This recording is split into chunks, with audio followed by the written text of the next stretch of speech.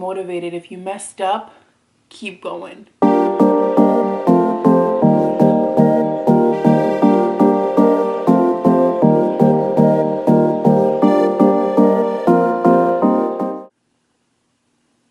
There we go. Hey guys, welcome back. I'm sitting on my floor. It's 5:40. I just got home from work about 10 minutes ago. I just wanted to sit down and film this video. I put some pajama pants on, got my work shirt on, stopped at Dunkin' and bought myself a coffee. I know this is a Daniel fast video, and most of you guys can't have coffee right now, depending on what fast you're doing. And I'm sorry, but I allow myself a couple cups of coffees during the week. One, it's T-Mobile Tuesdays, and I get them for the free.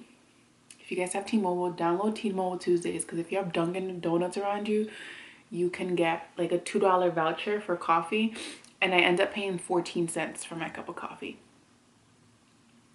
Actually, this is a latte because they have a special right now with lattes, so with a latte. But and the reasons why I have it at 5 o'clock, I don't have coffee all day long, is because if not, I'll come home and I won't do anything. I literally will sit on the couch and fall asleep because I'm so tired. I almost fell asleep on my desk at 4 o'clock. And I was like, oh my gosh, I need to get up. I need my cup of coffee. I wanted to talk to you guys about what I've been going through this week and let it out. I'm literally filming this video right now and posting it by 7 p.m. tonight because I need to have a video up this week. I feel like I'm in a cloud, and I'm gonna explain it to you guys the way I like got my revelation. My belly's getting big, guys. I think this angle is making me look bigger, but it is getting big. I'm sorry, I'm kind of all over the place. I don't have like a script for this. I just wanted to talk to you guys. This week, I've been like in a shamble. Like I've been back and forth, not understanding, not feeling connected to the word, to be quite honest. And I think it's just my bad habits in general, just kind of finessing itself back in. And this is where I need to push through and work harder so that I can stay connected with God. I've even felt like a sense of like, I'm not kidding, and I know it has to probably do with my pregnancy also, but I can connect it with my Daniel fast too, is I've been feeling sad, and like I feel like a little depressed, and there's no reason to be sad or depressed in my life right now. And I've been like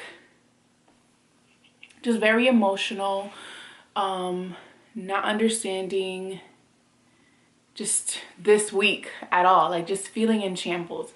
So 2 days ago, I started writing in, I got this for Christmas. I asked my mom for it. It's faith activated journaling with Rachel Luna.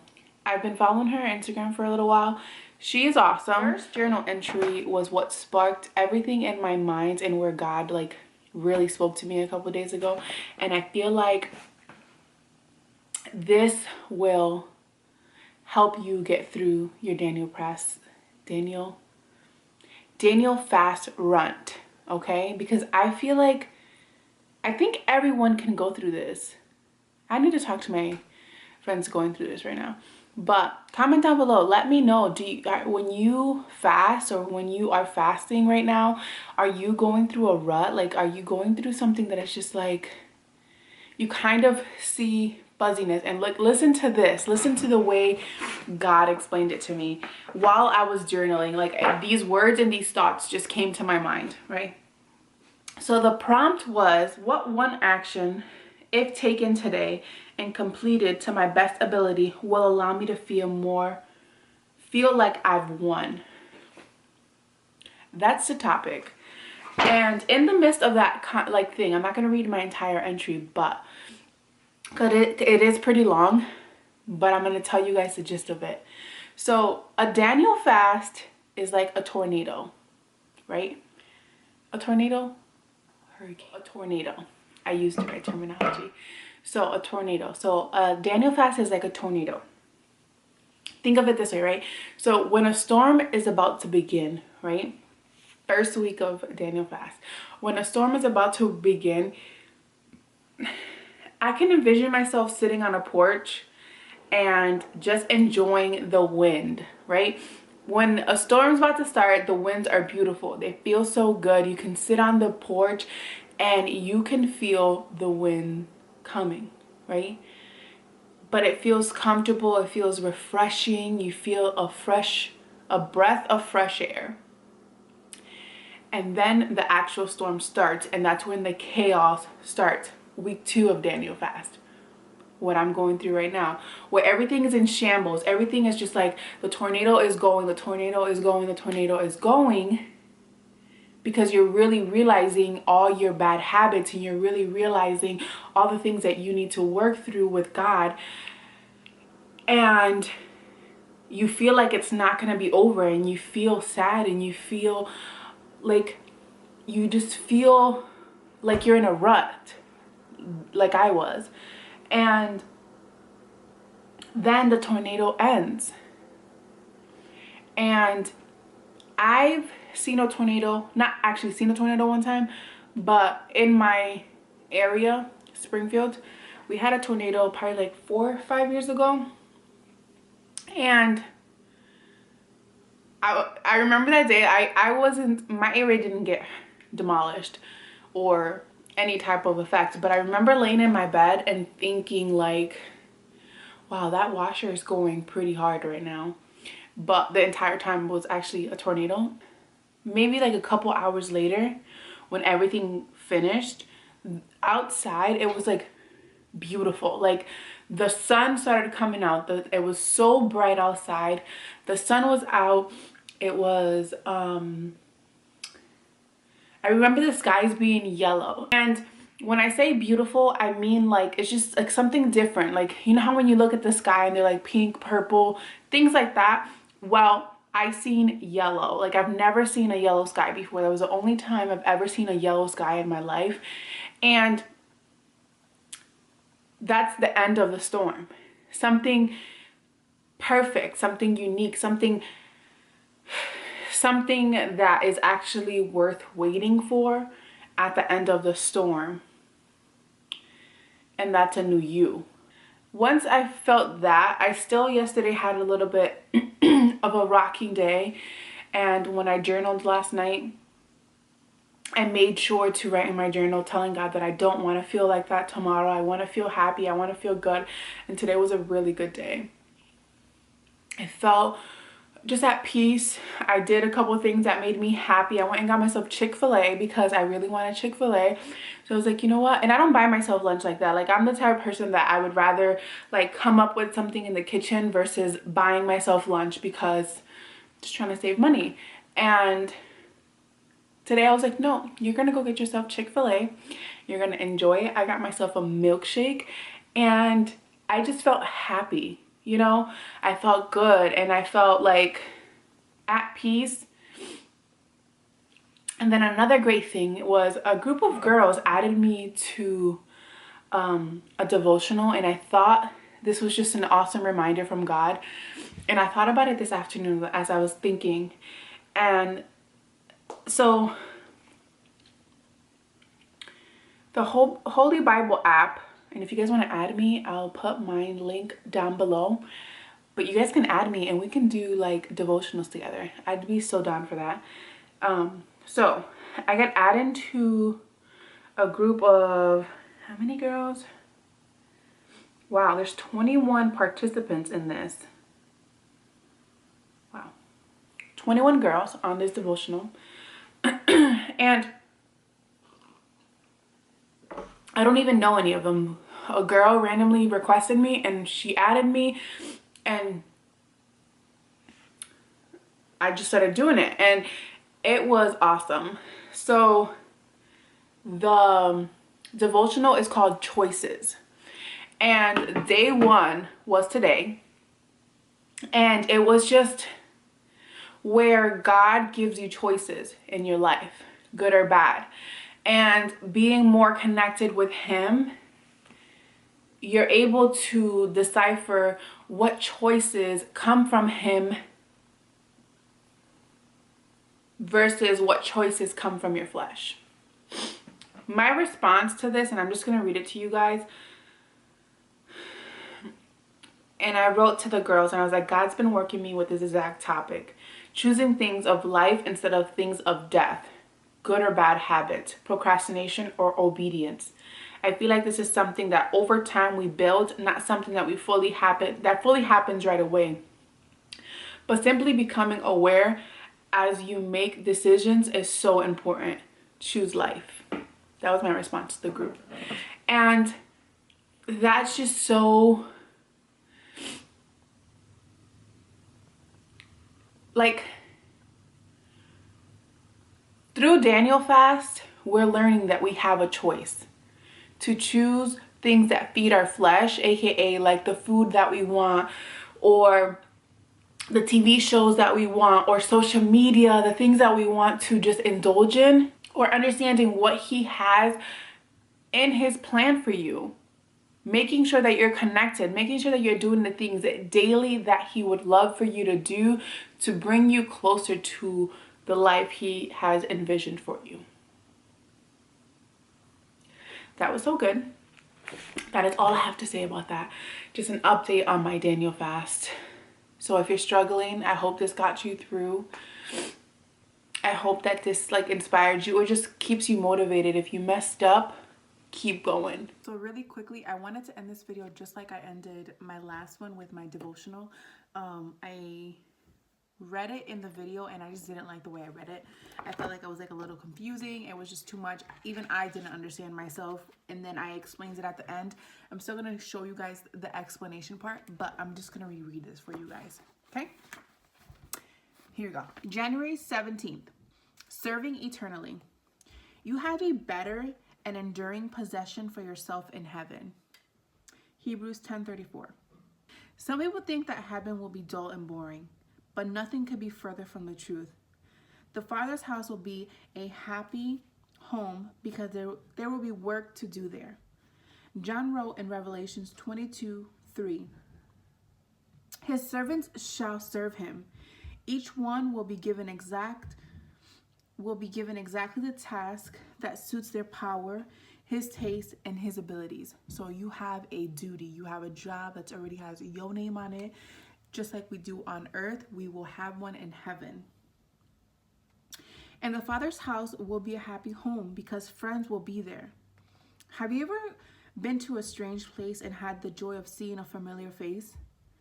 Not one of us who enter the Father's house will be feeling lonely or strange. For we who have put our trust in Christ are a part of his family, sharing heaven's joy forever with all our brothers and sisters in Christ. Alexander McLaurin described heaven this way. The joys of heaven are not the joys of passive contemplation, of dreamy remembrance, but they are described thus. They rest not night or day, and his servants serve him and see his face. In the midst of earth turmoil, keep your eyes on heaven. So I did some research. And even after reading it right now, I still have a little bit of questioning of like the wording that they used on here. So I'm going to show you guys a clip of what I researched from Hebrews 10:34. So I don't want to make this video too long, but so I looked up Hebrews 10:34 in the Message version, and it explains something a little bit different that seems to be connecting all these dots, right? So Hebrews 10:34 through 39, the Message version. Remember those early days after you first saw the light, meaning getting saved? Those were hard times. Kicked around in public, target of every kind of abuse. Some days it was you, other days it was your friends. If some of your friends went to prison, you stuck by them.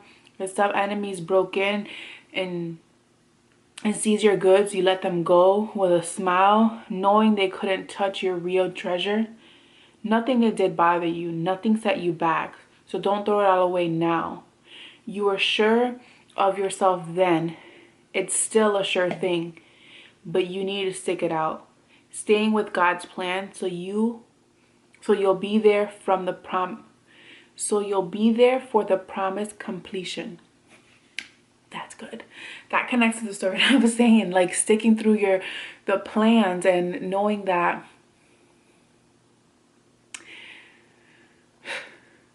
getting through that tornado, at the end of it, you will still see the beauty of God. Look at that. So the passage itself, it was a little confusing, but I understand what they're saying now. Making sure you stick through what's happening now, because at the end, at the end of it all, you're going to be serving the King of all kings. You're going to be serving God, and he's going to be able to